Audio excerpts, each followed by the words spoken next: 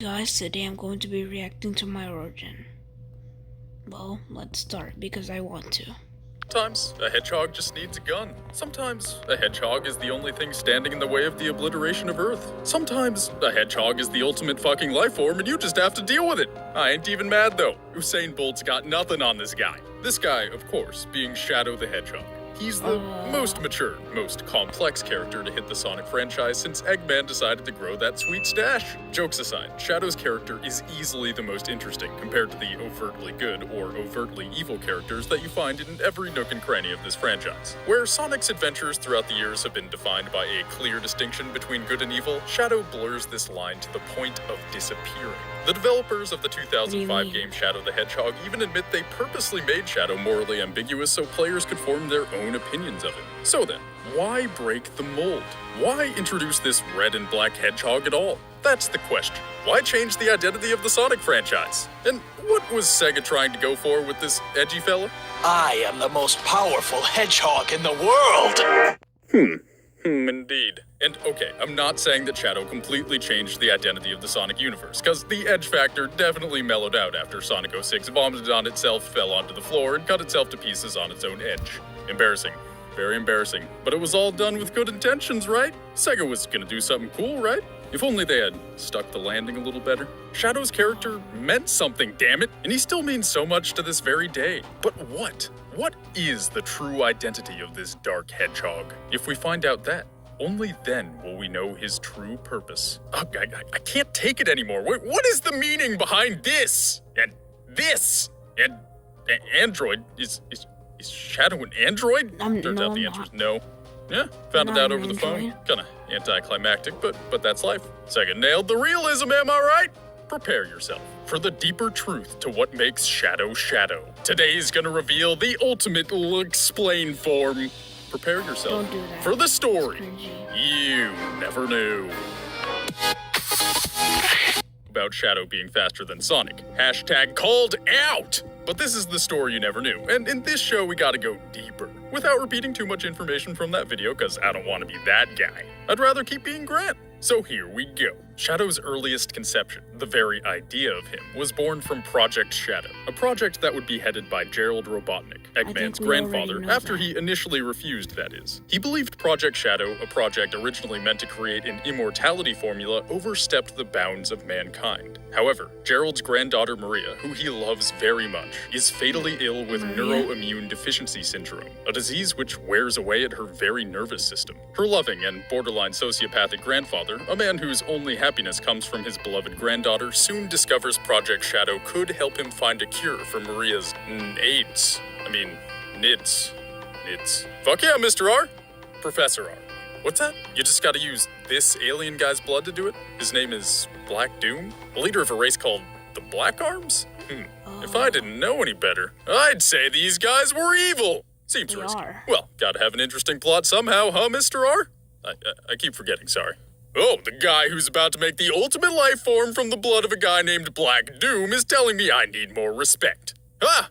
Supervillains. Anyways, Robotnik eventually puts the finishing touches on Shadow. There was a precursor or something, but BioLizard just isn't that important for this video. It's all about Shadow, who, after his creation, becomes incredibly close to Maria, forming a genuine friendship and bond with the young girl. Truly a happy sight to behold. Until Gunn raids Robotnik's compound and murders Maria. Definitely harsh. And Shadow You ruined the moment. ends up in a suspended animation tank locked away for 50 years until our familiar Eggman frees him from his slumber. Which brings us to the beginning of Shadow the Hedgehog. The game. Actually, it more brings us to the beginning of Sonic Adventure 2, but we're gonna skip that in favor of Shadow the Hedgehog. But before I get into that, let me first get into this. I'd like to make an important distinction about Shadow. Like I said before, he's not a hero or a villain. What he is an anti-hero. A sort of neutral good that's kinda bad sometimes. Not your typical hero. But unlike most anti-heroes we've encountered over the years, Shadow has proved himself to be quite unique. Because a lot of anti-heroes fit a specific mold. Take Wario, for example. He's outwardly very evil and greedy, and is the antagonist to Mario's protagonist. This is a key here, because many anti-heroes in video games are the antagonist to the main character due to their evil intentions. But this can't be said of Shadow. Sigh. You're not sold yet, huh? Well, time to bring out my inner salesman. Let's check out Shadow the Hedgehog, the game. Now, Yeah, the best what can game I ever. say about this game? Well, for starters, Shadow has a gun. Nothing out of the ordinary here. At the start of the game, Shadow is looking over the city, standing on a hill next to... Ooh, that's one nice tree right there. Looks pretty healthy and mature. I'm sure it can provide ample amounts of shade for the right person. Cringy. What I would do to lay next to that tree. So yeah, Shadow is standing next to a tree, and he can't remember anything except for a few flashbacks. No. No. Maria! So Shadow can't remember anything. He can't remember who he is or anything from his past. Only this Maria girl, and that she must mean something. He stares longingly into the distance, trying to gather his thoughts, until the aliens start dropping down from this red cloud thing. Yet another gem from this story. Thanks, Sega. With humanity screaming for help in the distance, Shadow does the ultimate nah brah and turns and walks away. That is until Black Doom stops Shadow, tells him to procure the 7 Chaos Emeralds, as promised, and departs in typical Michael Bay fashion. Shadow, now filled with determination to collect the Chaos Emeralds to uncover his past, speeds off into the city, leading us to the first level, Westopolis. This level introduces us to one of the defining factors of the game, which is I'm that bored. each level features 3 different runs of completion, Hero, Dark, and Normal, that the player has the option to complete. Hero and Dark runs of a level give you optional side tasks to complete. For instance, in Westopolis, you complete the Dark run by killing all the soldiers, then finishing the level. You complete the Hero run by killing all the alien enemies, then finishing the level. And you complete the Neutral run just by finishing the level and neglecting both of those. The paths you take reveal different missing information about Shadow's past, ultimately taking the player to one of 10 different endings. These endings range from Shadow defeating Sonic and moving to destroy the whole planet, to Shadow betraying Black Doom and taking over the world on his own,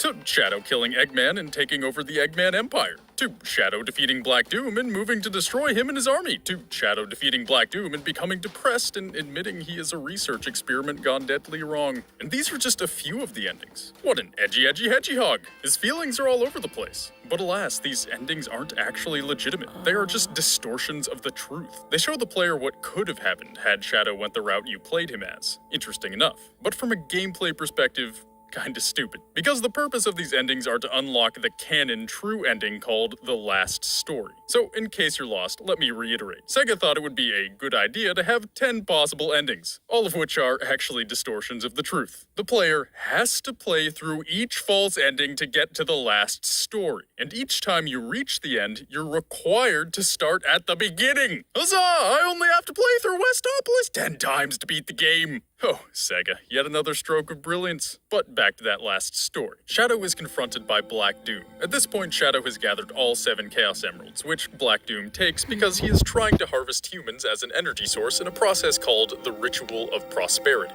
Black Doom then explains to Shadow his origins and how he is Shadow's blood daddy, and that he gave old Gerald some blood for the ultimate life form in exchange for the Chaos Emeralds. Black Doom then proceeds to paralyze Shadow, Tails, Knuckles, Rouge, and Amy so that his alien offspring can get a nice meal. But Shadow breaks free just in time as he hears Maria's voice off in the distance. Shadow goes off to fight Black Doom, who attacks with some mind control, sending Shadow into past memories where Professor Gerald talks to Shadow as his son and tells our anti-hero that he is the only hope for the planet. Maria's a doll and pops into the frame briefly to give Shadow the necessary confidence boost to take down the enemy, and Shadow comes back to reality, becomes Super Shadow with the Chaos Emeralds, and fights Black Doom, who has turned into Evil Doom. Shadow defeats Evil Doom, destroys a comet, and stares longingly at a picture of Maria and Gerald before saying, Goodbye forever, Shadow the Hedgehog. Well, we played through a billion different endings to ultimately end up at that line. So then, what was Sega going for here? What point were they trying to make about Shadow and the Sonic universe as a whole? Having to play through each of the 10 endings only to unlock the true ending has been widely criticized as a poor choice by many Sonic fans over the years. Quite frankly, we've all been baffled for a decade. We all know Sega introduced Shadow as a way to revamp the Sonic franchise, to bring a gritty realism to an overtly cartoonish world, and this plan didn't work as intended. But it almost did. See, the excruciating journey of playing through all of Shadow's story arcs could have been great because it could have shown us how this morally ambiguous, memoryless character's personality changes according to the choices he makes. I mean, it does show you that, but it does it badly. This honestly is a very realistic concept. Sega just didn't nail the execution. In Sonic Adventure 2, they did nail the execution. At least, nailed it enough. SA2 was the first Sonic game to have anything resembling a serious plot, and it's also the first game where we ever see Shadow. Coincidence? I think not! I won't get into Sonic Adventure since I just spent so long on Shadow the Hedgehog, but the point I'm trying to get at is that from SA2 to Shadow the Hedgehog to Sonic 06, we had an attempt to explore more realistic concepts that were previously off limits for Sonic and friends. After this span of 3 games, the grit and edge died down, letting the realism Shadow was meant to bring to the table be a little more subtle. Maybe a lot more subtle? And thank God for that. And if we're being honest, I wish that wasn't the case. I wish these games had succeeded. I wish the exploration of more realistic themes had been... I'm done.